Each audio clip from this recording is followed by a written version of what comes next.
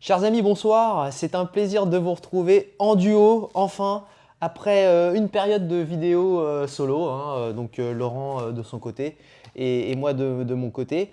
C'est un plaisir de vous retrouver pour le retour du duo. Et avec Laurent, ce soir, on va aborder des notions qui vont permettre d'introduire l'œuvre de Michel Clouscar, comme on va le voir. Mais avant toute chose, je voudrais savoir si Laurent se porte bien. Voilà. Comme dit mon père, Praxis a retrouvé Psyché. Exactement, ouais. Le duo est Ouais, reformé. c'est ça, exactement. Ça Non, va mais ça toi? va, oui, Ouais. oui, ça va. Et toi? Génial. Bah en fait, alors moi je suis parti en vacances un temps, pas très loin justement de La Réunion. Et en fait, ça m'a fait beaucoup de bien de partir loin. Et voilà, c'était aussi l'occasion de faire des vidéos un peu en solo. Exact. Aborder des sujets aussi très intéressants et à approfondir, hein, puisque c'est vrai qu'en 10 minutes, on n'a pas forcément l'occasion de tout traiter. Et puis voilà, et je suis très heureux de te retrouver. Bah, moi aussi. On va Voilà, je pense que c'est une pouvoir. très belle expérience. Ouais. Et là, on va pouvoir aborder ce soir les notions de prolétariat et de lumpenprolétariat. Donc, c'était quand même une volonté de ta part de creuser ce sujet-là, quand même. Tout à fait. Alors, T'insistes, tu as beaucoup insisté. exactement, c'est vrai que j'avais demandé au départ à Laurent, Les coulisses. voilà, dans les Hein. coulisses pour tout vous dire, hein, j'avais demandé au départ à Laurent de faire une vidéo en solo pour qu'il explique ces notions et pour pouvoir justement extraire une distinction hein, entre elles. Mais c'est vrai qu'en discutant avec Laurent, on s'est dit qu'il y avait quand même pas mal de choses à dire et en même temps, on s'est dit que c'était une bonne occasion de refaire des vidéos en duo. Exactement. Donc voilà, on va aborder le prolétariat ce soir et le lumpenprolétariat, bien distinguer ces deux notions entre elles, toujours à travers des passages de différents auteurs. Et surtout, ce qui est important de vous dire, c'est qu'avec Laurent, on considère qu'il est nécessaire hein, de bien faire la distinction entre ces deux notions, de les introduire pour pouvoir ensuite introduire l'œuvre de Michel Clouscar, ou du moins certains concepts de son œuvre. Ouais, on va essayer d'attaquer un petit peu l'analyse, ou on va en tout cas essayer de creuser un peu l'œuvre et la pensée de Michel Clouscar dans les prochaines vidéos. Ça serait quand même pas mal. Et du coup, bah voilà, on va commencer déjà avec le prolétariat et le lumpenprolétariat, et puis ensuite on va enchaîner. Donc j'enchaîne, on est parti. Ouais. Donc voilà, moi quand on me dit lumpenprolétariat, moi ça me fait penser à délinquance, ça me fait penser à racaille, et ça me fait penser aussi à laxisme. Parce qu'en fait, quand on écoute, parce que j'écoute beaucoup les gens un peu sur YouTube, notamment, et ce que je constate, c'est que souvent les gens qui flirtent avec l'extrême droite ou qui fascisent, hein, pour dire les termes qui sont, on va pas appeler un chat, en général, ils mettent dans le même sac gauchistes, marxistes, les woke aussi en ce moment, là, c'est les woke maintenant.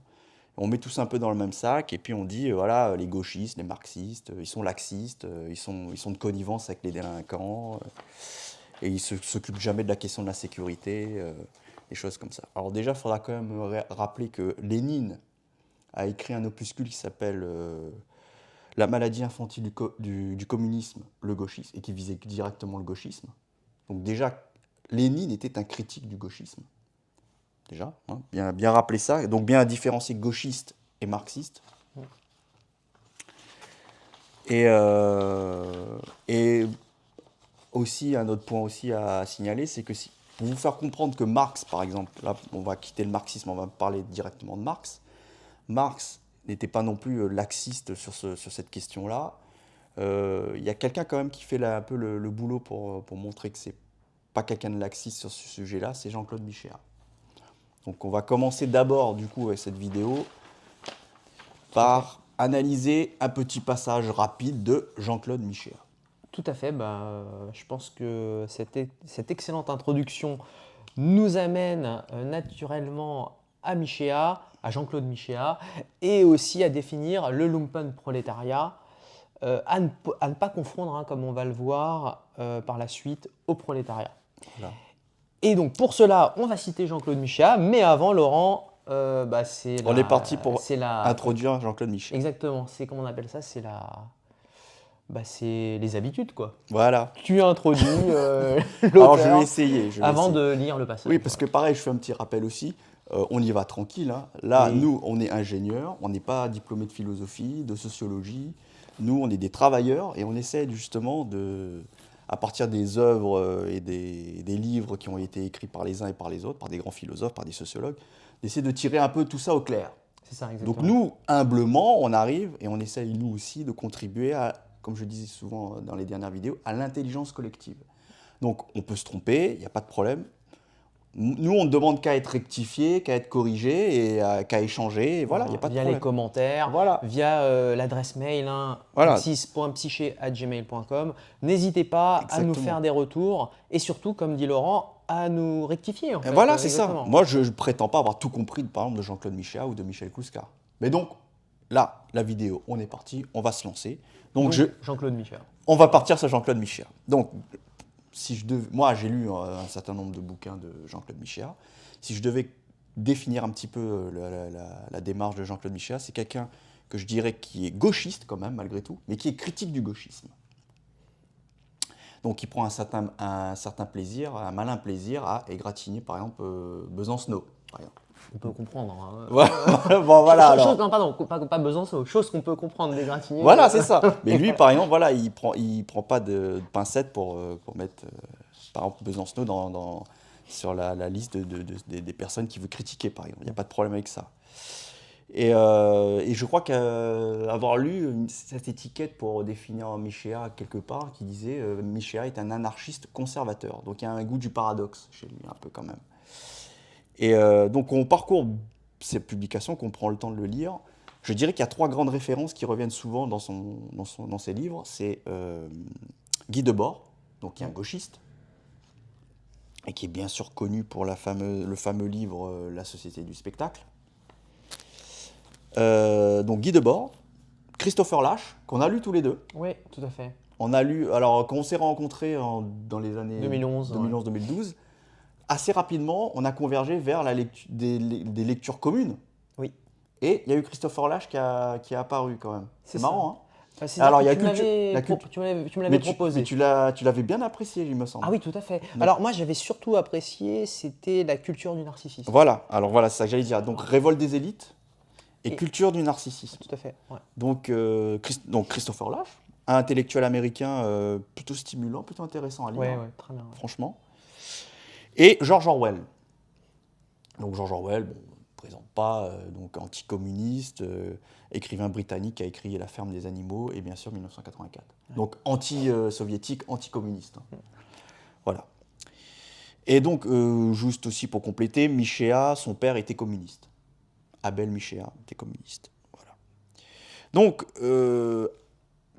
pour compléter un petit peu ce portrait que j'ai fait de Michéa, on pourrait faire le parallèle par exemple à une grande référence qui est la mienne, qui est Dominique Pagani par exemple. Si on fait le parallèle un peu, je dirais quand même que par rapport à Jean-Claude Michéa, Dominique Pagani, lui, il a tendance à défendre un triangle qui est, selon lui, combattu par la postmodernité, par les intellectuels postmodernes, qui est ce triangle qui est l'humanisme, le progressisme, l'universalisme. Donc pour lui, depuis les années 60, 70, on attaque de front l'humanisme, le progressisme, l'universalisme. Et il pense, quand il dit ça en général, à Deleuze, à Foucault, à Derrida, par exemple, entre autres. Alors je ne vais pas dire que Michéa rentre dans ce sac-là, parce que même Michéa lui-même est critique de Deleuze et de Derrida et de Foucault, mais il attaque quand même un des 3 sommets de ce triangle-là, qui est le progressisme. Donc en général, Michéa, lui, il ironise souvent sur la notion de progrès. Donc il sera plutôt humaniste, il va plutôt être d'accord avec Dominique Pagani sur l'humanisme, sur l'universalisme aussi, mais un universalisme concret, bien sûr, hein, pour faire référence à Hegel. Mais la question du progrès, c'est quelque chose qui fait tiquer un petit peu Michéa par rapport à Pagani. Voilà, pour situer un peu le propos. Et Alors, et après, on peut encore continuer à affiner un peu pour affiner le portrait. On peut dire aussi que, par exemple, Pagani, lui, il assume complètement l'héritage de Marx et de Lénine. Il s'inscrit carrément, clairement dans le sillage de Marx et de Lénine, là où Michéa est beaucoup plus sur la réserve, beaucoup plus sur la défensive par rapport à Marx et à Lénine. Et par exemple, il va dire clairement qu'il trouve que, par exemple, dans le combat entre Proudhon et Marx, parce que Marx et Proudhon se sont beaucoup opposés, il y a eu un conflit idéologique et un conflit personnel aussi, parce qu'ils se sont beaucoup fréquentés. Hein. Je ne sais pas si les gens qui nous regardent le savent, mais Proudhon et Marx, déjà Marx parlait français. Hein. Comme quoi, on peut se fréquenter et on peut s'opposer. Voilà, non mais c'est intéressant. Marx parlait français et a beaucoup fréquenté Proudhon. Et par contre, bon après ils se sont brouillés, parce que idéologiquement ça ne collait pas, quoi, en fait. Ça te fait rigoler parce que je sais que là tu es un peu l'infiltré en fait, parce que tu es là à parler des trucs, à parler des intellectuels un peu communisants ou communistes carrément, et ça te fait rire, quoi. Bon, c'est pas grave. Mais oui, effectivement, on peut très bien s'apprécier et se fréquenter tout en étant opposés, ou voire même en se distinguant politiquement. Parce que nous, bon, par exemple, nous, bon, on se fréquente et bon, il y a quelques oppositions. Sur le plan politique, on n'est pas tout à fait sur le même. Voilà, mais on s'apprécie. Mais on s'apprécie, et c'est un plaisir d'échanger. Voilà, on ne va pas en arriver à Proudhon et Marx. Évidemment, voilà, et puis c'est un plaisir d'être contredit aussi. Exactement, pour évoluer. On évolue dans la contradiction, bien sûr. Et donc pour revenir à... Ça sera un autre sujet. Oui, ça pourrait être un sujet d'ailleurs, ouais, c'est assez clair. Comment on se construit par rapport à les fréquentations. Non, je parlais de notre opposition. Mais oui, mais opposition politique, bien sûr. Ben oui, comment ça peut nourrir aussi une amitié quelque part aussi. Exactement, bien sûr. Eh oui. Mais dans les deux sens en fait. Mais je dis pas que tu as tort sur tout. Non, mais voilà, on digresse. Ouais. Mais donc je reviens à Proudhon et Marx. Michéa, il va dire par exemple que Marx a exagéré ou a été excessif sur certaines critiques par rapport à Proudhon. Là où, bon, pour Pagani, c'est bon, on passe à autre chose. Le livre qu'a écrit Marx, Misère de la philosophie, a réglé son compte à Proudhon une fois pour toutes. Oui, qui répondait à Philosophie de la misère. Exactement, voilà, tu fais bien de faire ce rappel. Donc voilà, donc, en gros, on va dire le mot, on va lâcher le vilain mot. En gros, Michéa prend au sérieux le terme de totalitarisme, qui est utilisé souvent pour discréditer l'URSS, là où Pagani, lui, considère que le totalitarisme est une notion qui n'est pas pertinente, et qui est même une escroquerie intellectuelle. Et lui, il va avoir tendance quand même à défendre un petit peu plus l'URSS que Michéa. Voilà. Très bien, c'est clair. Ouais. Alors, et il faut être juste jusqu'au bout. Ce même Pagani, il va te dire quand même que sous Staline, ça se trouve, avec son bavardage, le bavardage qu'il a, notamment, il est très présent sur YouTube, Pagani, il dit bien que avec son bavardage, il aurait très bien pu être fusillé sous Staline. Il a quand même cette honnêteté quand même de dire ça. Donc il est quand même bien conscient qu'il y a eu quand même des dérives dans le régime soviétique. Il y a eu des problèmes sur le plan politique et sur le plan répressif, enfin, au niveau des répressions et de l'État et tout ça. Bon. Mais, je ne jette pas le bébé avec l'eau du bain. Et le socialisme réel, c'est quand même quelque chose. Il s'est passé quelque chose au XXe siècle qu'on ne peut pas négliger non plus. Et notamment, il revient sur ça, c'est l'armée rouge qui a délivré l'Europe du nazisme. Il ne faudrait peut-être pas oublier ça. Ça, il ne faut pas l'oublier. Voilà, et c'est pour ça qu'il met dans la balance, il dit, ok, moi, en tant que petit intellectuel, petit bourgeois, mon discours aurait peut-être déplu à Staline et j'aurais peut-être été fusillé. Mais en attendant, sur le plan géopolitique, on a un truc qui s'appelle, un petit truc négligeable, qui s'appelle l'armée rouge, qui a terrassé la peste brune en Europe. Ouais. Voilà. Donc c'est pour ça que Pagani a toujours du mal à cracher complètement sur l'URSS. Bon, là où Michéa, lui, n'hésite pas à être beaucoup plus critique, quoi. Voilà. Très bien, merci Laurent. Alors juste, je relis là mes notes, parce qu'on a fait des notes, hein, bien sûr, on essaie de préparer une petite vidéo. Il y a aussi un autre proche de Michel Cousser qui s'appelle François de Negroni, qui attaque beaucoup Michéa, et notamment sur sa proximité avec la pensée d'Orwell. Parce qu'Orwell est quand même très anticommuniste, et du coup Negroni prend un malin plaisir à critiquer un petit peu Michéa sur la reprise d'une notion qui est chez... Orwell, qui est la common decency, la décence ordinaire. Donc il y a un article, si vous voulez, là, si ça intéresse les gens qui nous regardent, Donc sur l'affranchipresse.fr, vous avez un article de François de Negroni qui critique Michéa de manière un petit peu offensive, hein. C'est un peu caustique, quoi. Mais voilà, ça vous permettra un peu de comprendre un petit peu, voilà, Michéa, il est dans telle démarche, et on va dire les Clouscardiens sont dans une autre. Bah, écoute, Déjà distinguer, ouais. parce que en fait, souvent, parce que moi je me souviens du temps quand on était avec Yilma, si tu nous regardes d'ailleurs, Yilma était un collègue aussi à Chatou avec nous, et au début, voilà, on s'intéressait un petit peu à tous ces auteurs-là, Michéa, Clouscar et tout ça. Et au début, on avait peut-être un peu de mal à comprendre un peu quelles étaient un peu les différences entre ces différents auteurs. Donc voilà, on donne des éléments un petit peu aussi pour essayer de présenter les gens, ces auteurs-là, et pour vous guider, pour vous donner des repères. En tout cas, le lien, tu pourras l'intégrer dans les commentaires. Ah oui, pense que ouais, ça pourrait être, bah oui, ouais. ça pourrait être très bien Ça pourrait être pour intéressant. ceux qui nous Ceux écoutent. qui veulent creuser Exactement. le sujet. Donc, Laurent, merci pour cette présentation de Jean-Claude Michéa. Citons-le. Et c'est un Alors voilà, extrait- donc on revient au Lupin de prolétariat. Exactement. Le but Voilà. c'était ça, parce que là on a fait un grand détour. Exactement. Mais pour en arriver, quoi, Tout à fait. pour citer comme là, c'est le Michéa que j'apprécie moi, qui rappelle que Marx n'est pas laxiste C'est ça. avec la racaille, avec la délinquance, Voilà. notamment. Et donc, c'est vrai que cet extrait va nous amener quand même à définir le lumpenprolétariat. Et voilà, et on va y Via arriver. Michéa et via Marx, en fait. Et via Puisqu'il Marx. cite Marx, en fait. Exact. Et là, on voit que Michéa quand même ne rejette pas totalement non plus. Exactement. Marx. Il cite Marx et les luttes des classes en France de 1850. Exactement. Voilà. On est parti. Rappelons que pour Marx, Donc là, citation, voilà. ouvrez les guillemets, le lumpenprolétariat, dans toutes les grandes villes, constitue une masse nettement distincte du prolétariat industriel. Pépinière de voleurs et de criminels de toute espèce, vivant des déchets de la société, individus sans métier avoué, rôdeurs, gens sans aveu et sans feu différents selon le degré de culture de la nation à laquelle ils appartiennent, ne démentant jamais le caractère de Lazzaroni, capable des actes de banditisme les plus crapuleux et de la vénalité la plus infâme. Fermez les guillemets. Et Jean-Claude Michéa rajoute, je précise, à l'intention des universitaires de gauche, que Marx ne se livre pas ici à un éloge. Voilà, donc là, il y a une petite ironie de Michéa qu'on note, c'est que voilà, lui, il dit bien que, contrairement peut-être à certains universitaires de gauche qui sont peut-être laxistes ou complaisants avec cette délinquance, avec certains délinquants, Marx, lui, il disait clairement que c'était des crapules. Voilà, c'est pour préciser que voilà, Marx n'était pas complètement pour le laxisme total sur des faits criminels ou des choses comme ça. Voilà. Tout à fait. Alors maintenant, on va un petit peu analyser ça là.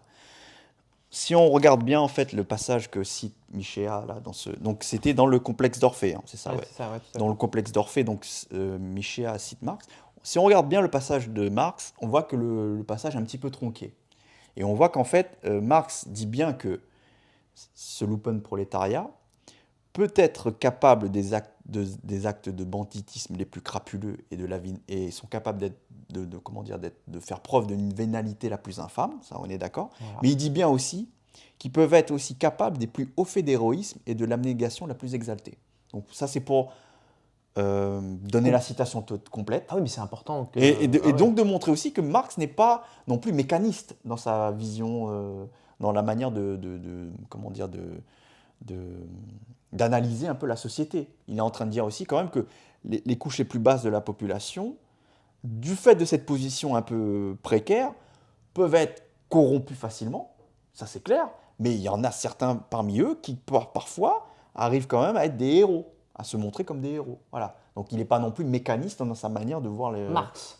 Marx, Exactement, voilà. Donc on voit qu'il est nuancé. Et bien sûr. Mais bien sûr, il dit bien aussi que quand même, ils peuvent être des crapules. Bien Ça, c'est sûr. clair et net. Oui. Voilà. Et pourquoi Michéa finalement parce- ne dévoile que le, parce que là, le mauvais côté parce en que fait. ça l'énerve un petit peu de voir quand même qu'une certaine extrême gauche Ouais. a cette manière toujours de vouloir défendre, au nom de la défense de la veuve et de l'orphelin, ils sont aveuglés en fait. Ils ont toujours la tendance à dire mais c'est des victimes. Et donc de cautionner beaucoup de violence qui va exaspérer justement d'autres personnes qui, eux, pour le coup, peuvent être victimes et ça peut être des travailleurs. Et là, on arrive aux prolétaires. Et voilà, Ouais, exactement. Et là, Kluskar, on verra à la fin de la vidéo que Kluskar, justement, il dit bien que les premières victimes de ce lumpen prolétariat qui verse dans la délinquance, c'est le prolétaire, c'est le travailleur. Donc c'est pour ça que des fois Michéa force un peu le trait en disant il y en a marre. Ouais. Pour dire on peut très bien être entre guillemets révolutionnaire, on peut être socialiste, mais on n'est pas laxiste pour autant. D'accord. Donc en fait, Marx, voilà, il est pas, comment dire, il condamne pas complètement finalement ce lumpen prolétariat. Voilà, mais il dit bien que Voilà. en fait, on en revient à c'est nos vidéos d'avant aussi. Il y a un côté, il y a une place à la liberté, une marge de manœuvre. Voilà. Chaque individu est quand même, il y a toujours cette question de est-ce que tu vas vers le haut ou est-ce que tu vas vers le bas? Ouais, c'est pas implacable. Quoi. Ben voilà, exactement. voilà, on Ouais. en revient à la vidéo nature-homme, Ouais, tout la à fait. relation homme-nature. Ouais. L'homme, il y a toujours ce côté-là, c'est qu'il y a à tout moment, il peut quand même dire non, dire je vais changer ma situation. Tout à fait. Ouais. Donc tu peux pas plaquer, dire ah ben, il appartient à telle classe, donc forcément il est comme ci ou il est comme ça. Ouais. C'est pour ça que Marx met un peu de nuance quand même. Et c'est pour ça aussi que les gens qui disent aussi que Marx c'est un déterminisme implacable, c'est faux. C'est faux. Ouais. C'est beaucoup plus fin que ça. Voilà. C'était important de faire Voilà. ce rappel. Donc, Laurent, alors juste pour bien résumer, hein, pour la compréhension hein, de ceux qui nous écoutent, Oui. si je comprends bien, le prolétariat d'un côté, donc c'est la classe des travailleurs qui ont recours au salariat pour subvenir à leurs besoins, que le prolétariat ne possède ni de capital ni de moyens de production, et aussi ce qu'il produit ne lui appartient pas. Ça, c'est le côté prolétariat. Et le lumpen prolétariat, quant à lui, c'est une partie, on va dire, du prolétariat qui serait hors la loi et voyou, qui pourrait être violente, vivant aussi dans la pauvreté, voire l'indigence. Oui, bien sûr. Oui. Mais qui serait aussi capable de servir, hein, comme tu l'expliquais tout à l'heure, via Marx, les plus belles valeurs telles que le dévouement et l'héroïsme. Voilà, en fait. c'est ça. Est-ce qu'on peut quand même résumer et distinguer ces deux notions dès maintenant pour ceux qui nous suivent entre le lumpen prolétariat et le prolétariat? Est-ce que ça te paraît correct quand même Oui. Alors déjà, ce qu'il faut bien comprendre avec le prolétaire, c'est qu'il n'a que sa force de travail en fait. Il n'a que sa force de travail. Il n'a rien d'autre. Il arrive sur le marché du travail. Lui, ce qu'il peut te donner, ce qu'il peut, comment dire, plutôt, comment dire, valoriser, c'est sa force de travail. Il n'a que ça. Et il y a une citation de Marx, il me semble, qui dit les prolétaires n'ont rien à perdre que leur chaîne. Voilà, ça résume bien. C'est-à-dire que le prolétaire il n'a rien. Il n'a pas de patrimoine immobilier, il n'a pas de, voilà, comme tu parlais de moyens de production, il ne possède pas un local, il n'a rien. Ouais. Il ne peut que utiliser ses bras pour essayer de gratter une petite rémunération pour pouvoir subvenir à ses besoins. Alors après, si on commence à aller sur une définition comme ça, hein, qui est quand même assez brève, on pourrait dire, mais du coup, l'ingénieur en informatique que je suis, Et voilà, un ingénieur que nous sommes. et ben voilà, et ben quelque part je suis un prolétaire parce que je ne possède pas mes moyens de production. Voilà. Je ne possède pas l'ordinateur sur lequel je travaille, le bureau sur lequel je travaille, je ne le possède pas Donc non ça plus. c'est le moyen de production. Voilà. Ce que tu produis, les notes, Toutes les notes, tous les codes, tous les trucs toutes les nouvelles, les nouveaux scripts Et sauf erreur, je pense que tu vides ton salaire. voilà, c'est ça. Oui, Eh ben, voilà. bon, on est des prolétaires. Alors voilà, ok. Oui, des prolétaires Non, mais, modernes. oui, mais du coup, Ouais. on devrait quand même se sentir plus proche des gens d'en bas qui se font exploiter plutôt que des connards qui sont en haut. Excuse-moi. Non, mais je comprends. Tu Ouais, vois, bien sûr. et c'est là où il faut peut-être un peu comprendre que à un moment donné, parce que après il y aura la concurrence se fait de plus en plus forte. À un moment donné, quand on va être concurrencé par les ingénieurs indiens qui sont payés beaucoup moins cher que nous. Enfin, tu vois. Bon, bref, c'est tout ça pour dire que Ça amène d'autres questions, bien sûr. ça va vite, ça va très vite. Et à un moment donné, juste se dire, moi, je suis pas comme les boueurs, et se dire, je suis au-dessus de tout ça, et je ne suis pas un prolétaire. Attention. Ouais. Bon, alors après, il faut être sérieux. les boueurs par rapport à un ingénieur, c'est quand même pas la même vie, hein. Comme je te disais, Ouais. question concrète. Tu rentres chez toi du boulot.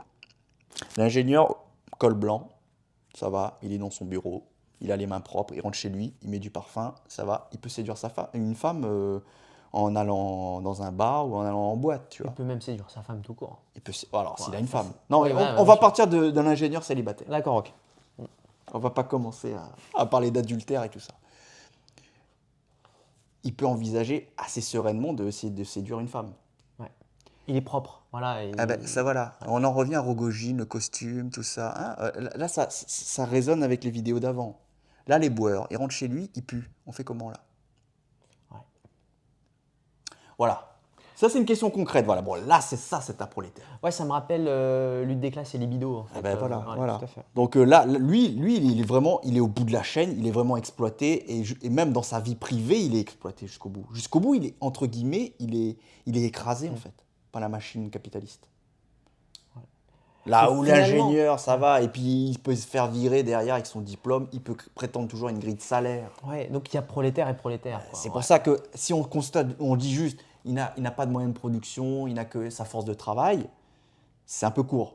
À un moment Oui, donné, il faut c'est donner vrai. un contenu à tout ça aussi. Il C'est un faut peu mettre de trop. la nuance. Voilà, Ouais, bien il sûr. il faut un peu plus meubler que ça pour Bien sûr. pouvoir ça rapprocher vraiment du prolétaire. Mais par contre, c'est vrai que l'ingénieur Mais- moderne, il rentre quand même dans, Ah ben- dans ces trois conditions, Exact. en fait. Mais en tout cas, ouais. il est quand même très proche. Il n'est plus proche qu'il ne le croit Voilà. du prolétaire et boueur, par exemple. Ouais, Voilà. Ah tout à oui, fait. ça c'est sûr. Ouais.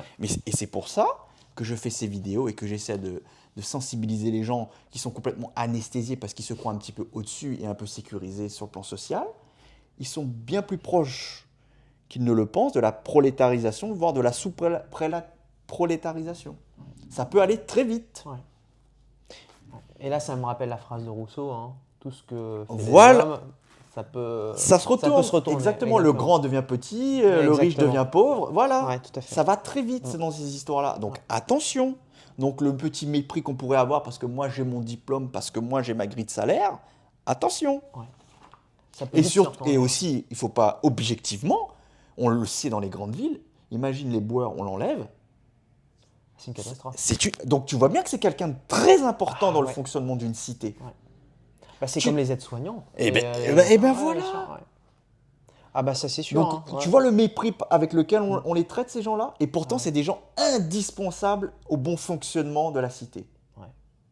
Donc objectivement, ils ont un rôle.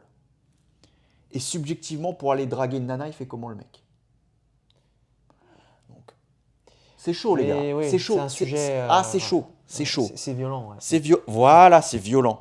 Alors justement, Laurent, autre question, hein, en parlant de violence, est-ce que des groupuscules violents, donc que l'on peut, On alors, arrive aux gilets voilà, jaunes. qu'on peut voir par exemple, alors je pensais plutôt au Black Box. Oui, mais Blocs. dans les gilets jaunes, il y a oui, eu voilà, ça. exactement. Voilà, bah oui. Est-ce que ces types de groupuscules violents, donc par exemple les Black Box, peuvent être considérés comme faisant partie du lumpenprolétariat? Et autre question, est-ce que la bourgeoisie elle serait-elle pas aussi tentée de se servir du lumpenprolétariat pour briser ou plutôt pour étouffer toute révolte prolétarienne? Alors, deux Bon, questions. voilà, attention. Alors là, c'est du lourd. Là, tu envoies du lourd, mon ami. Ah bah oui, en tout cas, quand on a préparé la trame et quand Oui, parce tu qu'on m'as envoyé ces passages, ça m'a vraiment fait réfléchir. Parce qu'on peut dévoiler un petit peu les coulisses, encore une fois. Ouais, y a pas de En souci. général, je te balance des passages. Et toi, en fait, tu arrives avec tes questions. Et en fait, c'est comme ça qu'on construit nos vidéos. En fait. Exactement, ouais, tout à C'est fait. qu'en fait, en général, moi, j'ai des passages que je trouve marquants. Voilà. Je te les envoie. Et après, toi, tu me renvoies des questions. Et après, on meuble. On Exactement. essaie de. Je rebondis, voilà, tu réponds et on construit notre trame. Exactement. Et ce qui fait un peu le lien entre les différents textes. Tout à fait. Là où, parce qu'au départ aussi, avant, j'envoyais beaucoup de mails. Tu te rappelles Oui, oui, oui. cette époque. Et moi, j'envoyais des mails, les textes, sans le lien qu'on fait là dans ces vidéos. C'est ça. Et c'est ça la plus-value ici, c'est que du coup, avec tes questions, je rajoute un lien entre les textes. Exactement. Ouais, tout à Et fait. ça, c'est pas mal. Donc là, maintenant, on va essayer de créer du lien. Voilà, toi, tu veux donc les passages qu'on a un peu soulevés ici, les matériaux Par rapport au philosophiques. prolétariat, hein, par Voilà. contre, ouais. Ça te fait penser au Black Bloc. Black Voilà. Bloc. Black Box. Ouais. Les Black Blocs. Ouais, exactement. On va parler franglais. Yeah, man. Bon, alors moi, déjà, je vais répondre en parlant d'un autre truc qui n'a rien à voir avec les Black Blocs, mais Ouais. qui m'a fait penser aux Black Blocs.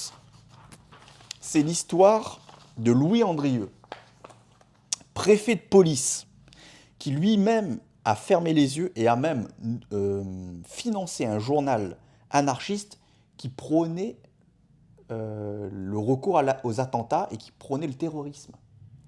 Donc, et ça c'était sous la Troisième République.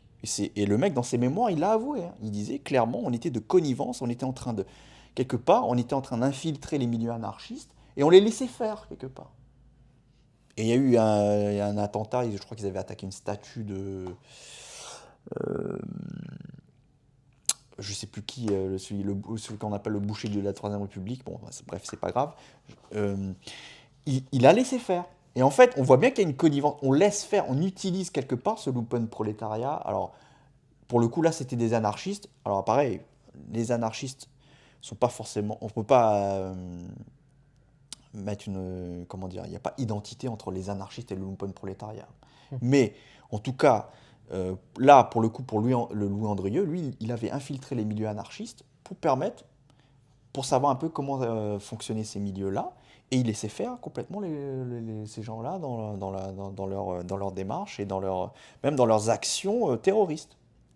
Donc, on voit bien que le pouvoir, que l'appareil d'État peut très bien, de manière un peu cynique, laisser faire des faits de violence quand ça les arrange. En tout cas, ça s'est vu dans le passé. Ça s'est vu dans Voilà. le passé. Et ça a été clairement Et écrit. Hein. exactement, Ouais. ça c'est des faits avérés. Donc, quand on voit ça, on se doute bien que si ça a été possible sous la Troisième République il y a quelque temps, pourquoi pas Plus tard. ben bien sûr, ça peut très bien se décliner d'une autre façon aujourd'hui, bien sûr.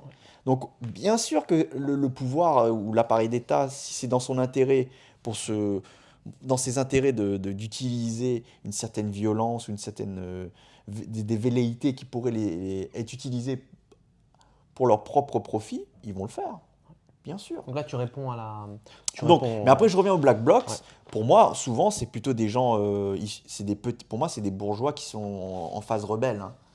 Pour moi, c'est pas le lumpenprolétariat. Ou alors peut-être un peu à la marge, mais pour moi, il y a beaucoup de gens aussi qui sont en crise, en rupture avec leur propre milieu et avec leur propre famille. Mais après, c'est des mecs qui sont un Il y peu. a un malaise, quoi. Et voilà, ils ont un malaise, ils sont agités à 20 ans et à 25 ans, ils sont banquiers. Tu vois, Ouais. c'est comme Cohn-Bendit, il est libertaire au début et après il devient complètement libéral et capitaliste et il se fout de la gueule du monde sur les plateaux télé pour dire votez Macron, tu vois. Ouais. On se fout de ma gueule quoi. On se fout de ta gueule, on se fout de notre gueule quoi. Ouais, ça, c'est. Non mais là, ça, on tu l'a vois, vu, là, hein. ça énerve quoi. Bah, Tu oui, vois, oui, je comprends, les ouais, Black ouais. Blocs, pour moi, c'est du foutage de gueule. Ouais. Non, Clairement. mais c'est clair que. Voilà. Donc voilà, c'est pas vraiment le lumpenprolétariat, c'est plus. Non, mais peut-être qu'ils dans leur rang, ils utilisent des gens du lumpenprolétariat, voilà, c'est peut-être compliqué. aussi. Mais je compliqué, pense ouais. qu'il y a aussi des gens dans ces mouvements-là Aisé. qui sont Ouais, clairement des bourgeois. c'est clair. Mais Mais qui avec sont- de l'énergie. mais avec- ils ont un peu de ouais. testostérone et ils croient qu'ils vont révolutionner le monde. Alors après, je reviens sur un terme. Tu as parlé de révolte Ah prolétarienne. oui, bien vu, oui. Alors là, il faudrait faire un effort aussi de distinction. Alors c'est pas que moi, c'est souvent Pagani. Dominique Pagani, on revient toujours à lui. Il fait souvent la distinction entre révolte et révolution. Ok. Donc là, typiquement, les Black Blocs, pour moi, ils sont dans la révolte. C'est le rebelle, c'est l'adolescent qui se rebelle contre les institutions, contre la société, contre l'État. Mais c'est une révolte. C'est quelque chose de ponctuel, c'est un feu de paille et ça n'aboutit à pas grand-chose. D'accord. Révolte. Ouais. Voilà, c'est une révolte. La révolution, c'est autre chose. C'est quand vraiment on est en train de mettre en place quelque chose, un processus qui renverse un régime politique, qui change les institutions. C'est autre chose. Voilà, qu'on bascule de la monarchie à la République. Ça, c'est une révolution. Ouais. Qu'on met qu'on arrive à avoir des congés payés. Ça, c'est une révolution.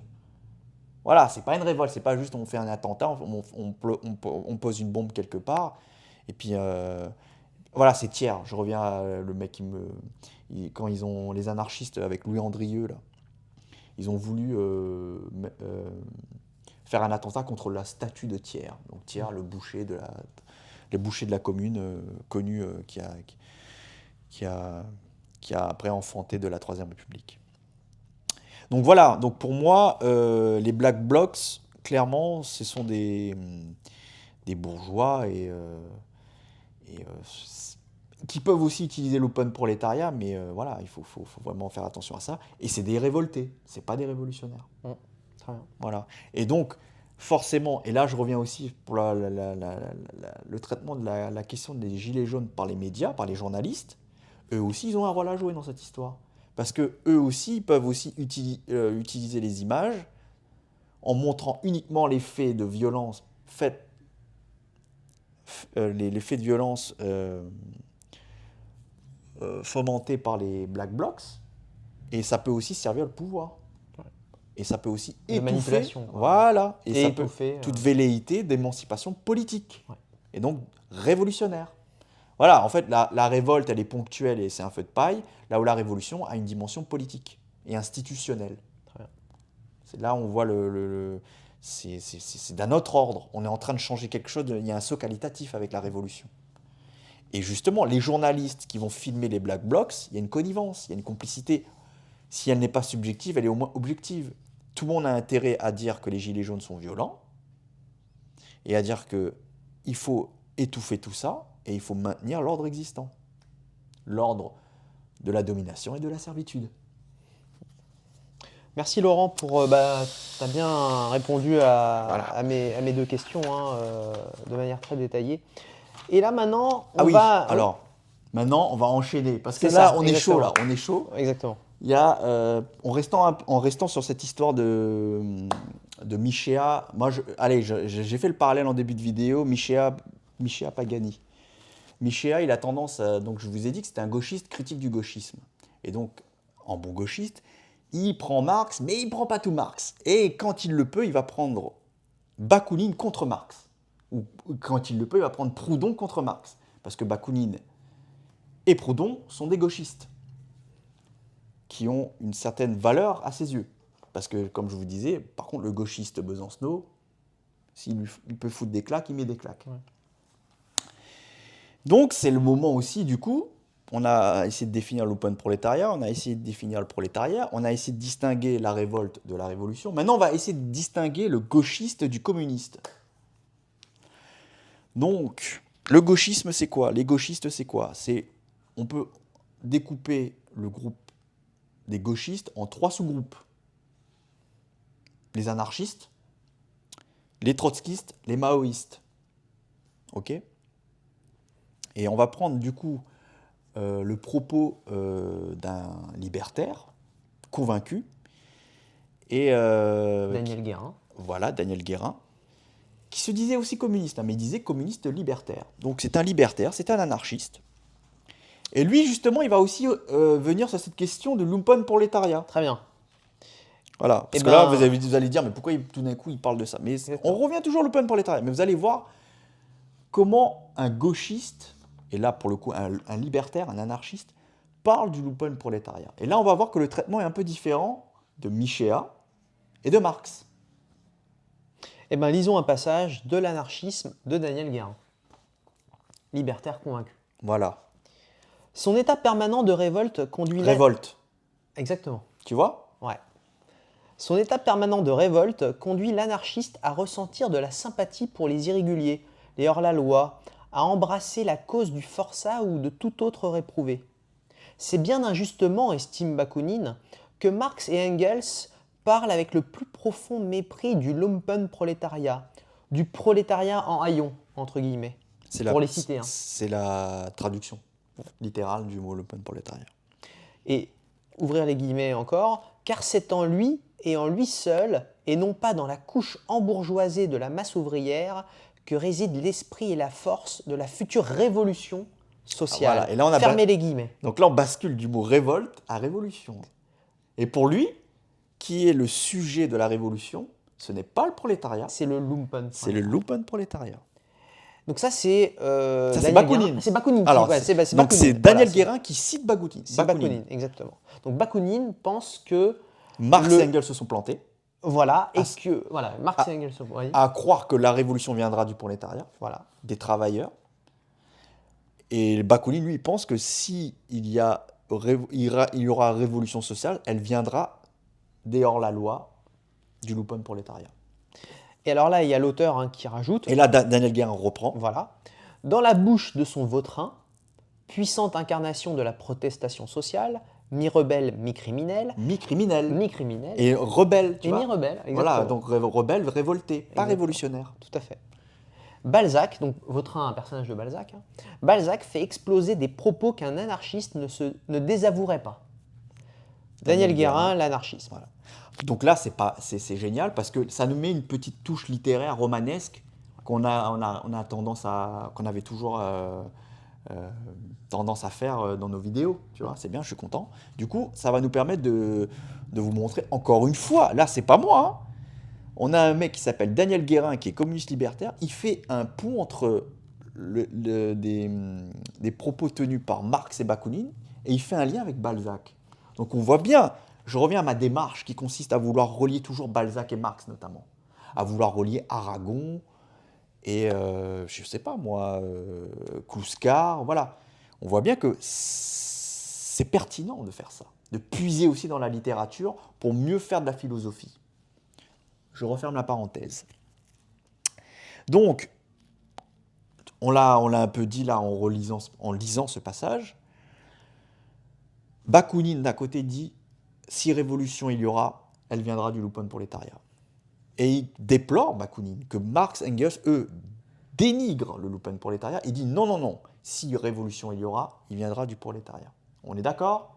J'ai bien résumé la situation. Enfin, il dénigre à moitié Marx, parce que tout Et à il l'heure on a dénigre. vu Alors que... voilà, ouais, il faut mettre des pincettes. mettre C'est des un peu plus pincettes, nuancé que ça. ouais, exactement. Mais quand Et même. globalement, la il- révolution viendra du prolétariat selon Marx Voilà, en fait, et Engels. voilà, Ouais. exactement. Mais, et Bakounine, il dit non, c'est Ah, Lumpenprolétariat. voilà, c'est Voilà, ça. ouais.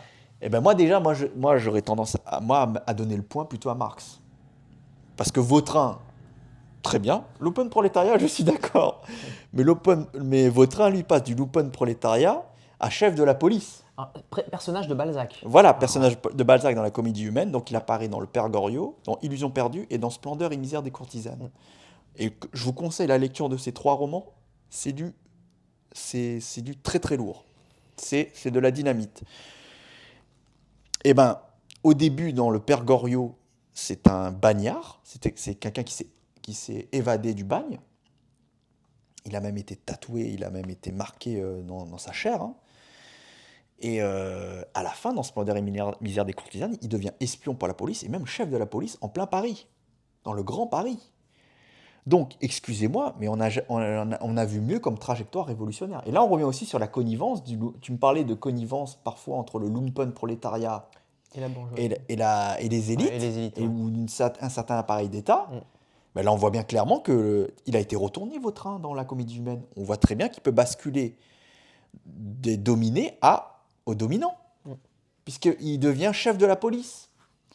Donc, on voit bien que c'est pas du tout révolutionnaire, cette histoire de dire ben, on va compter sur les lumpenprolétariats pour avoir la révolution. Donc, moi, je donne le point à Marx. En tout cas, à travers Vautrin. Ah ben, en tout cas, la dernière ligne de Guérin qui prend l'exemple de Vautrin, pour moi, il se disqualifie, le mec. Ouais, bien sûr. Ouais. C'est énorme. Pour moi, il se disqualifie là-dessus. Tout à fait. Et donc, je reviens à Michéa, parce que c'est quand même marrant. Parce que Michéa, mine de rien, c'est quelqu'un que, donc je vous ai dit, il a du mal un peu avec Marx. Il a du mal un peu avec Lénine parce qu'il ne veut pas avoir cet héritage de l'URSS, le goulag, le totalitarisme, la répression stalinienne, c'est horrible, horrible, horrible. Ok, très bien. Et donc du coup, dès qu'il peut, il va égratigner un peu Marx, il va égratigner un peu Lénine. Et là, je vais vous parler d'un passage où Michéa, justement, va égratigner Marx pour dire Bakounine est bien plus profond, bien plus moral, bien plus... Et ça fait rire parce que, en fait, il y a une contradiction quelque part chez Michéa. Mais bon, on va lire le passage et après, je développe. Dans son article du Fort Wertz du 10 août 1844, Marx soutient que le maintien d'un point de vue critique radical exige à la fois un peu de compréhension scientifique et un peu d'amour des hommes. Donc, il citait un passage, c'était une citation de Marx. Un peu de compréhension scientifique et un peu d'amour des hommes. Il est vrai que sa tendance ultérieure à rechercher du côté des sciences de la nature, et là on revient à nos vidéos, le rapport nature-homme. Homme, ouais. Michéa note que chez Marx, il y a une tendance à se tourner vers les sciences de la nature. Et c'est vrai que Marx était très influencé par Darwin aussi. Il a beaucoup lu Darwin. Donc je reprends. Il est vrai que sa tendance ultérieure à rechercher du côté des sciences de la nature les garanties ultimes de l'émancipation des prolétaires conduira progressivement Marx à négliger les conditions morales du projet socialiste. Et là il met entre parenthèses, négligence, entre guillemets, dont on mesure à présent les inexorables conséquences politiques, clairement prévues et dénoncées comme telles à l'époque par Bakounine et le mouvement anarchiste. Donc là, Michéa, il donne le point aux anarchistes et à Bakounine contre Marx, parce que d'un point de vue moral. Donc il considère que le fait que Marx aille un peu trop près du côté du sens de la nature, du coup il a un peu mis de côté la question morale dans son projet révolutionnaire, voilà, politique. Ouais. Du coup il donne le point à Bakounine. Mais c'est marrant, parce que là il dit clairement, hein, Bakounine est au-dessus de Marx, tu vois. Mais ce qui me fait rire, moi, c'est que par contre sur cette question très précise du lumpenprolétariat, on est d'accord que là Michéa il donne le point à Marx contre Bakounine. Ouais.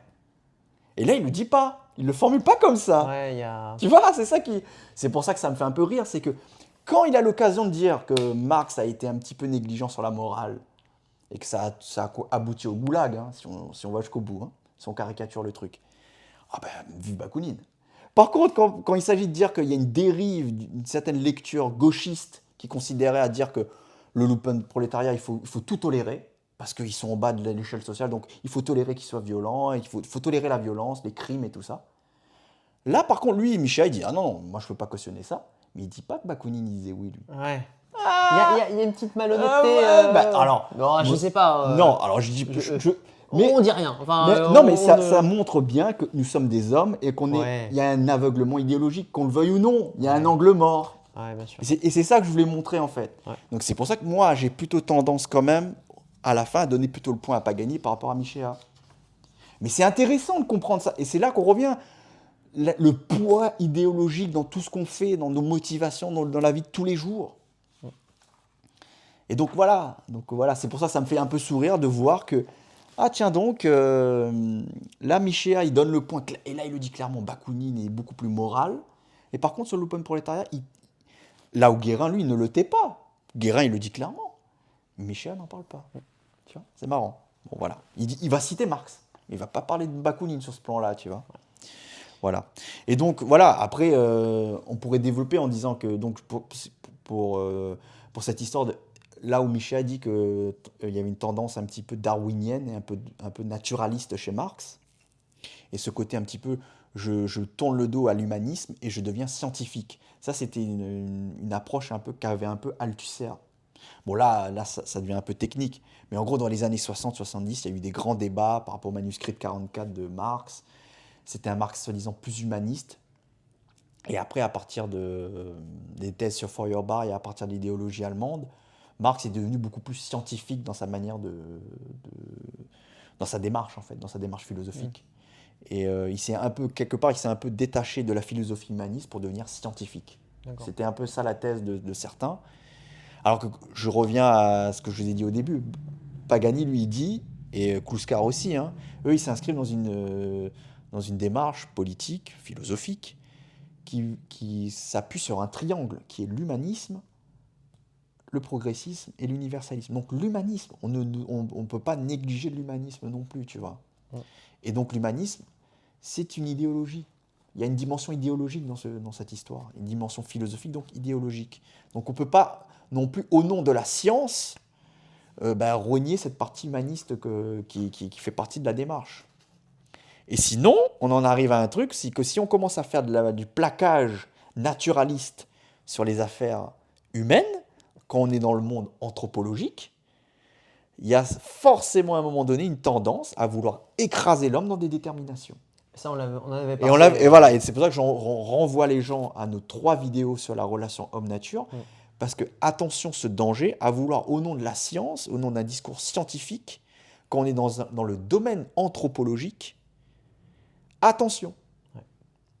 Parce que là, on peut très vite amputer l'homme, mutiler l'homme et lui enlever toute possibilité d'émancipation et de libération. Or, ce qui définit l'homme en premier lieu par rapport à l'animal, c'est qu'il cherche à se dégager de la contrainte et de la nécessité. Il y a cette volonté de se libérer. Il y a l'apparition du frivole, de la futilité Ensuite, ouais. chez l'homme. Mm. C'est ça aussi l'homme. Donc voilà. Donc si tu commences à plaquer du naturalisme sur l'homme, attention. Donc voilà. Mais ça, c'est les vidéos qu'on avait déjà évoquées auparavant. Tout à fait. Mais bon, voilà, c'est juste pour dire que quand Michéa, il tacle un petit peu le Marx de la maturité qui était un peu trop tourné vers les sciences de la nature, c'est des grands débats qu'il y a eu au sein du marxisme, et notamment un certain Althusser qui a un peu trop creusé le côté scientifique, voire même scientiste de Marx, en oblitérant complètement la dimension humaniste du combat de Marx, qui parlait d'émancipation, lui, pour le coup, Ouais. émancipation politique. Voilà. Merci Laurent pour... Alors, je ne sais pas si j'ai été clair, mais bon, j'espère en que... tout cas, si vous avez pour des moi, questions, bien encore sûr. une fois, si c'est pas clair, si Exactement. c'est confus, on Ouais, essaye. Hein. tout à fait. Nous, on est là, on essaye. N'hésitez pas à poser des questions, s'il vous plaît. Posez des questions dans les commentaires, dans les mails. Voilà. Peu importe, prenez le chemin que vous voulez, mais n'hésitez pas à poser des questions. Et si vous n'êtes pas d'accord aussi, d'ailleurs, si vous estimez que là, on raconte n'importe quoi, vous n'êtes pas d'accord, vous avez des arguments, n'hésitez pas. Moi, je pense que... C'est très enrichissant. Voilà, le but, c'est d'augmenter l'intelligence collective. Tous, on nous donnait des armes aux gens pour arrêter de se faire enfumer par les Zemmour, par les intellectuels de plateau télé, les Onfray et compagnie. Moi, c'est tout ce que je demande, en fait. C'est d'augmenter l'esprit critique des gens, en fait. Je ne demande pas aux gens d'être soviétiques, pro-soviétiques, d'être communistes, hein, mais déjà d'arrêter de gober tout ce qu'on nous raconte à la télé, en fait. Ouais. Ce serait déjà énorme. Ou du moins acquérir un certain réflexe de prendre un peu de recul sur voilà. ce qu'on nous raconte. Quoi. Et avoir des références un petit peu aussi, quoi, des éléments un peu du solide, quoi, du substantiel, quoi. Bah, c'est vrai que c'est pour ça qu'on a créé aussi cette chaîne. Hein, voilà. Mais je ne demande pas aux gens d'être angoliens. Angoïen, je sais pas comment comment on utilise l'adjectif, ça serait quoi l'adjectif? De angoïen, ouais. Angoïen. C'est pas mal. Voilà, c'est pas ça. Hein. Laurent Angot. Voilà, mais ne rentrez pas dans le... Ne rentrez pas dans une secte, c'est pas ça que je vous demande, mais il faut à un moment donné pas rester passif devant tout ce qu'on nous raconte, quoi. C'est tout, voilà, c'était ça, voilà. Donc voilà, à travers Michéa, Kluskar, Bakounine, Marx, on peut se réveiller. Voilà, très bien, Laurent. Bah, justement, tu parles de Kluskar. On va finir cette vidéo en abordant la question du lumpenprolétariat chez Kluskar. Et d'ailleurs, Kluskar parle de sous-prolétariat. Exactement. Et donc, juste pour dire, Kluskar comme Pagani, donc, s'écartent du gauchisme. Ils n'ont pas une lecture gauchiste, donc comme celle de Daniel Guérin, qu'on a vu précédemment. Eux, ils n'ont pas une lecture gauchiste du lumpenprolétariat. Voilà. Donc on va le voir. Hein. Donc lisons ce passage tiré du livre, hein, Le frivole et le sérieux de Michel Kluskar. Alors, il faut s'accrocher, hein, parce que c'est pas... Bon, là, Michel Kluskar, alors je sais que Laura, par exemple, Laura qui nous regarde, enfin, peut-être qu'il va nous regarder, j'espère. Elle me disait... Non, on saura demain. Voilà. Voilà.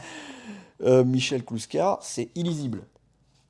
Oh, bah, je vais essayer de... Bon, bah, on va essayer de rendre ça... Ah, tu mets la pression, là. Ah, bah ouais. Alors, l'acquisition du sérieux objectif qu'est la production de la réalité par l'entrée dans la production prolétarienne sera aussi contaminée par l'idéologie dominante, par l'hédonisme de la société de consommation, par la drogue, la liberté sexuelle, l'alcool, la provocation. Nous l'avons dit, la stratégie du freudo-marxisme, de la social-démocratie libertaire, consiste à promouvoir le modèle de consommation transgressive dans les couches moyennes. Mais cette tentative de séduction doit aussi s'élargir au niveau de la société globale. Elle cherche à atteindre même le prolétaire en manipulant ses franges, le sous-prolétariat. Voilà. Et là, est-ce que ça rejoint, Laurent, un peu la question que je te posais tout à l'heure, à savoir la tentation de la bourgeoisie ou de l'élite de se servir du lumpenprolétariat pour asseoir une maîtrise sur Voilà, les, ben, on est en plein- les prolétaires. on Et est- ici, on les séduisant, quoi. Voilà, on est en plein là-dedans, exactement. Voilà. Et Très bien. quand ça profite, ce petit réservoir d'hommes de cette population-là, en fait, c'est du pain béni quelque part, oui, pour les élites, pour maintenir leur influence. Voilà, c'est un levier. C'est un levier pour eux, clairement, pour les utiliser et pour Freiner, en fait. voilà, toute velléité d'unification par le bas des gens d'en bas pour réclamer autre chose, en fait. Voilà. Ouais. Et clairement, Velléité révolutionnaire. révolutionnaire, voilà, Ouais. pas quitter la simple révolte, mais Voilà. arriver à un stade qui est un saut qualitatif, qui est la révolution. Et c'est vrai qu'en manipulant le sous-prolétariat, on peut très vite casser toute dynamique révolutionnaire. Ouais. Clairement, bien sûr. Donc là, je continue, Michel Clouscar. Ce qui peut fausser localement, très localement, le modèle régulateur que nous avons proposé, entre parenthèses, jeunesse délinquante des HLM, etc. Fermez la parenthèse. Mais autant et même plus que le pouvoir de séduction des modèles libertaires, c'est l'exploitation économique de ce prolétaire et de ce sous-prolétaire qui est la cause essentielle d'une délinquance. Voilà, donc là, on arrive à la D'une délinquance. pathologie même spécifique à ces classes sociales. Cette pathologie est celle de la misère. Elle n'a donc rien de commun avec le contexte névrotique du demeuré freudo-marxiste. Et là, en fait, alors quand j'ai lu ce passage, hein, Laurent, je voulais quand même avoir ton point de vue. Si je comprends bien, les causes des mots MAUX, hein, Ouais. touchant les couches, on va dire, inférieures, sont avant tout collectives, bien plus que subjectives, en fait, finalement. Voilà. Voilà. Ouais, Économique, collective, sociale, Très bien. politique. Et en fait, c'est ça, c'est qu'en fait, il y a peut-être une formule qui va peut-être résumer un peu cette histoire-là aussi. C'est Pagani qui dit souvent, qui cite une parole qu'il a pu entendre de Michel, qui disait quand le bourgeois fait une névrose et peut se faire soigner par une psychanalyse, par exemple, bien souvent, le prolétaire, le prolo, fait une psychose et finit en prison. Ouais, c'est un... C'est résumé alors c'est un peu comment dire, on va dire c'est un peu mécaniste, mais avec une formule comme ça, ça fait réfléchir. En tout cas. Voilà, ça pousse à la réflexion. C'est qu'à un moment donné, il y a une différence entre, voilà, il parle du demeuré freudo-marxiste qui est dans un contexte névrotique. Quand on a accès à un certain niveau social, on peut tranquillement se laisser aller à une certaine névrose et à la soigner tranquillement, entre guillemets. Alors, après, j'avoue, il y a des dépressions, pas aller jusqu'au suicide. Je ne suis pas non plus en train de minimiser les drames qu'il peut y avoir dans la moyenne et dans la haute bourgeoisie. Il peut y avoir aussi des grands problèmes. Mais il y a des leviers pour essayer comment dire, les leviers pour essayer de s'en sortir sont quand même présents. Là où les gens qui sont en bas ont, en plus de ça, les problèmes que tout le monde peut éprouver, la situation comme on en avait parlé un peu en off, c'est la question de l'abandon, la question de la solitude. Enfin, il y a plein de problèmes comme ça, carence affective, plein de problèmes comme ça. Mais le prolo, lui, et le sous-prolo, la différence, c'est que lui, il se prend aussi la violence économique dans la gueule. Ouais. En plus. Voilà, c'est pour ça que je dis c'est pour ça que quand il dit qu'il y a quand même une différence entre le mec qui est dans une névrose et le mec qui, lui, carrément, il se prend aussi la violence économique, financière, politique, sociale dans la gueule. Et je te dis, les boueurs qui rentrent chez lui, comment il fait pour draguer une nana? Et comment après, derrière, il ne devient pas psychotique? Ou névrosé, quoi. Ouais, après, névrosé, mais qui peut dériver après complètement vers un délire en disant, mais tu vois. La frustration. Et voilà, tu l'accumules. Parce qu'il y a aussi le mec qui voit des pubs, il voit les trucs, mais à un moment donné, on le tente sur plein de choses, mais il n'a jamais accès à ça. Ouais, tout est permis, mais rien n'est possible. C'est ça, je pense. C'est notre formule de Clouscar. Voilà. On lui montre que tout est permis, mais rien n'est possible. Mais tout est permis pour les classes d'en haut, pas pour les classes d'en bas. Exactement. Et c'est ça qui est horrible. Donc c'est ça que Michel est en train un peu d'expliquer là, en fait. Donc Laurent, en fait... Donc objectivement aussi, il y a un problème, en fait. Subjectivement, il y a des névroses, ça va pas bien. Il y a un vécu personnel. Mais objectivement aussi, le prolo, lui, se prend une violence qui est terrible, quoi. aussi. En plus, En plus de la violence de la violence psychique, Voilà. une violence économique, quoi. Voilà. Et Lui- sociale. Hein. Voilà, lui, c'est la Ouais. double peine, en fait. C'est la Lui, double c'est la peine. double peine. Ouais. Et c'est pour ça qu'il peut arriver à des comportements psychotiques.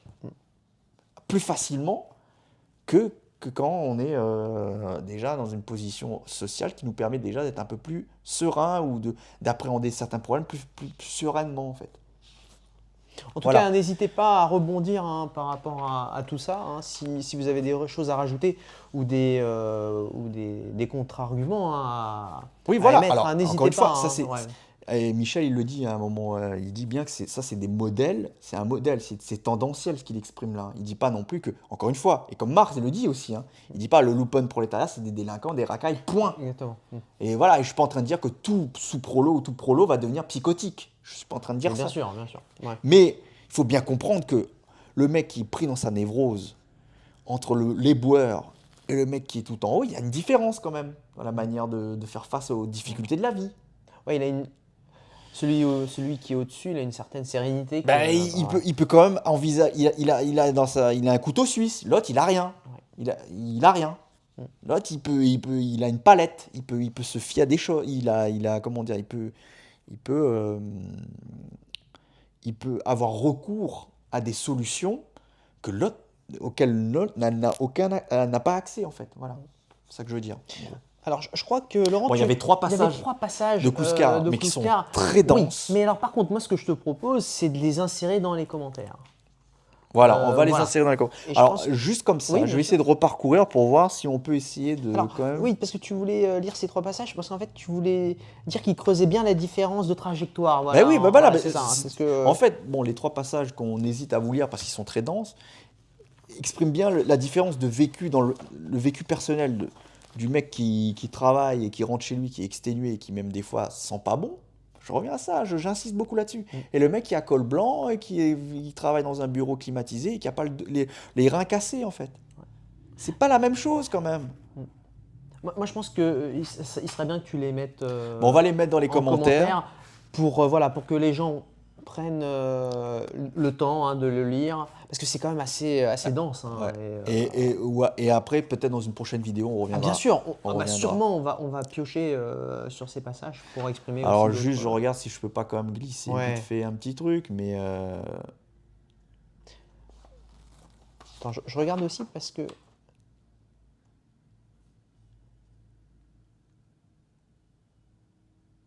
Bah, allez, je vais Ouais. peut-être vas-y. un passage de néofascisme idéologie du désir. Donc Michel Kouskar dit: la bourgeoisie est à la fois le vice et la vertu, l'avarice et la prodigalité, la répression et la contestation, tu vois, la répression et la contestation, typiquement les Black Blocs et Macron. Ouais. Macron. Ouais. Tu vois, donc il y a une connivence entre les Black Blocs et l'appareil d'État macronien. La technocratie et le hippie. Ou alors entre Macron et la CGT. Alors là, c'est une bonne. Là, tu vas taper. Là, tu tapes dans le lourd. Est-ce que la CGT est profondément corrompue? Ah bah c'est une question. Ah ben ça, c'est une question. Mais c'est Moi, pas une affirmation. Hein. ah ben, Ouais. alors Black Bloc, c'est clair. Pour moi, ils sont complètement. Alors la CGT, attention.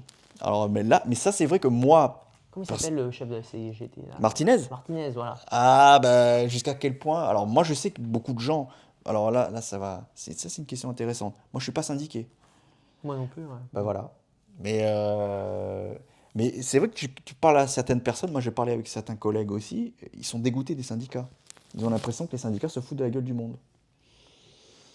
Donc il y a une mauvaise image des syndicats auprès des couches moyennes, j'ai l'impression, par exemple. De plus en plus. De plus en plus. Et peut-être même au niveau de la classe ouvrière aussi. Je sais pas. Bon là, tu mets un peu l'interrogation, voilà. je Mais en sais tout pas. cas, Moi j'aurais mis Black Blocs. Toi tu dis d'accord. carrément la CGT, Oh, là, alors, question. Hein. point d'interrogation. La CGT pour l'interrogation. Voilà. Et donc, en gros, la bourgeoisie, elle peut alterner. Elle est toujours comme ça. Elle peut jouer sur 2 plans comme ça. Et en gros, c'est ce que dit Kouskar. Alors qu'il dit que le prolétaire, lui, il peut pas se permettre de faire ça. Et en gros, il dit le prolétariat producteur et non consommateur est l'ordre éthique absolu et inaliénable. Le bourgeois vit dans la morale et dans sa contestation. Ou dans sa contestation. Donc tu vois, le bourgeois peut être dans le vice ou dans la vertu. Le prolo, lui, essaie juste de vivre, de payer ses factures. Voilà, c'est ça qu'exprime un petit peu Kluskar.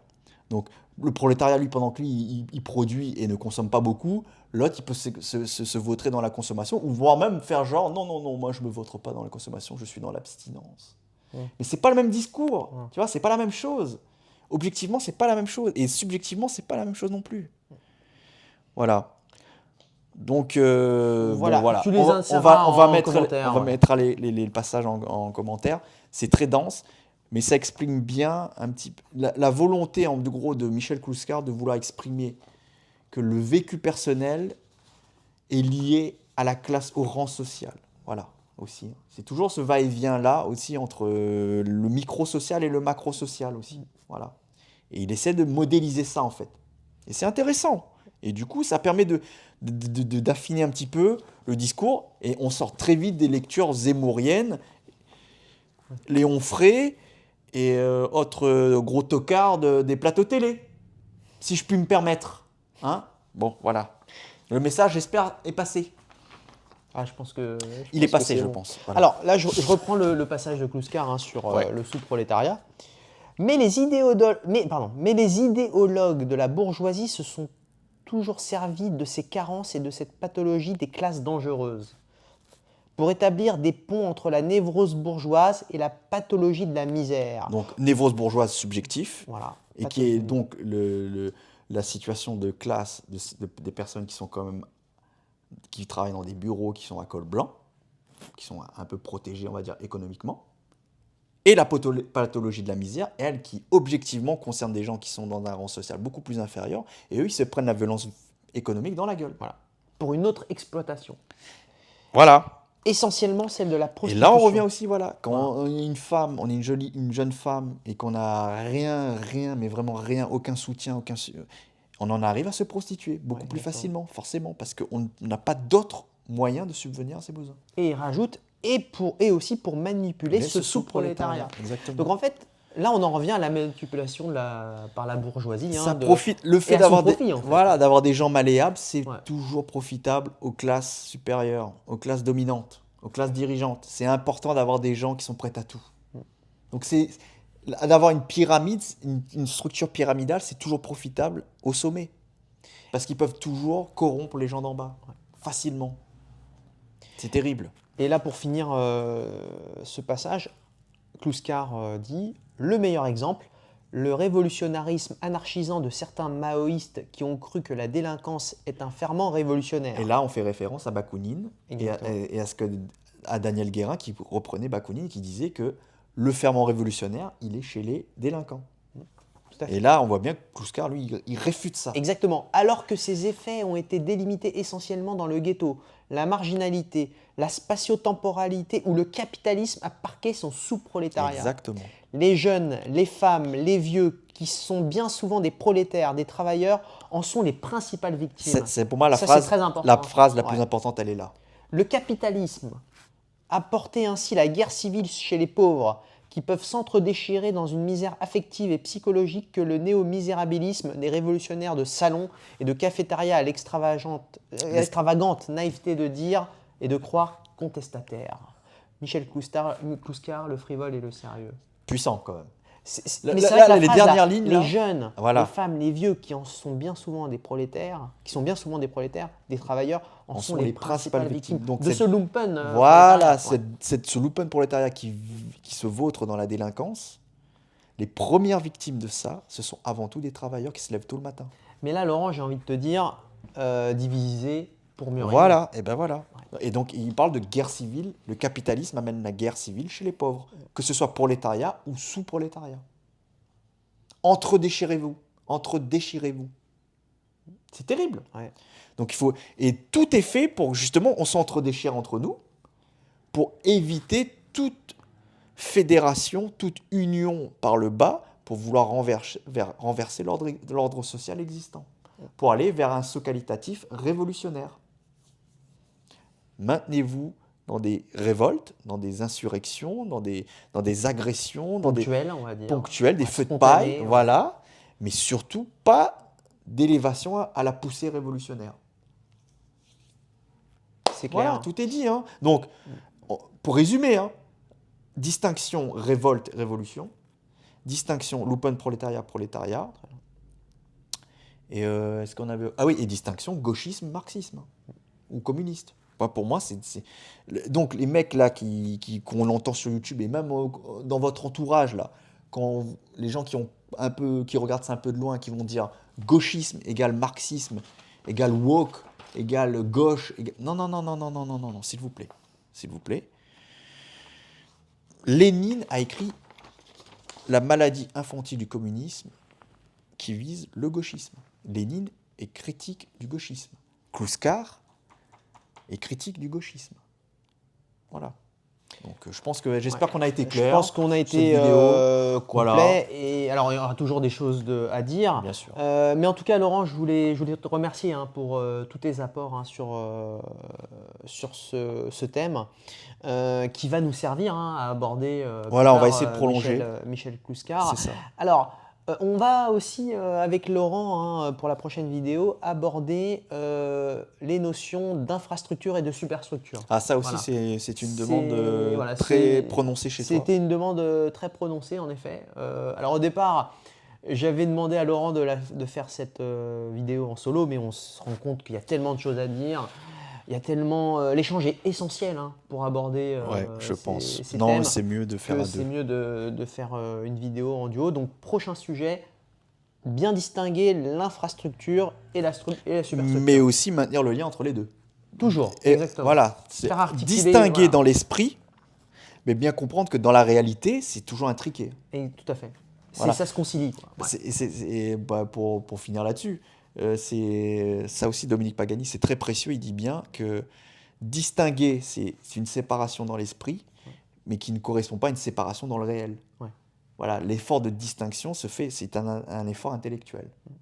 Voilà, mais toutes les distinctions que tu fais dans la tête, il faut surtout pas après croire. Et c'est là où il y a des dérives aussi, c'est qu'on croit qu'on peut comme ça séparer dans le réel des choses qui sont distinguées que dans l'esprit. Ouais. Alors que bien sûr, les forces productives et les rapports de production, c'est intriqué. L'infrastructure et la superstructure, c'est intriqué. Comme on va le voir. Voilà, on prendra bien le temps d'évoquer cette relation entre ces deux. Dans la prochaine vidéo. Tout à fait. Merci Laurent. Merci Chers amis, merci beaucoup de nous avoir suivis et on vous dit à très bientôt. Salut.